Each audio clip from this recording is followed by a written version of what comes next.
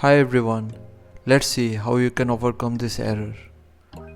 To begin, simply search for services. From here, find Microsoft Office, click to run service. Now right click over it, go to its properties. Now set the startup type to automatic.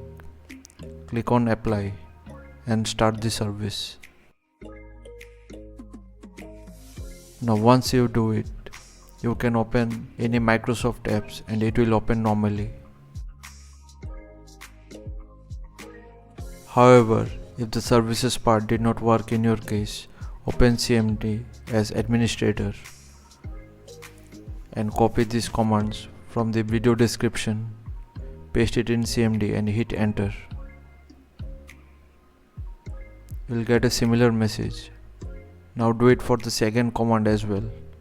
Now once the commands are executed, try opening any MS Office application and it will be working fine. As an additional step, go to Control Panel, go to Programs and Features, find your Office installation from here, right click over it and click on Change. You'll get two options, select the Quick Repair option and repair it. The repairing process may take some time, so sit back and relax and wait for the process to finish.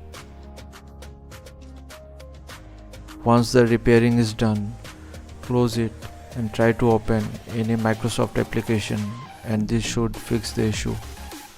However, if you are still facing the error, right click over the program, click on Change and this time perform the online repair and this will definitely fix the issue.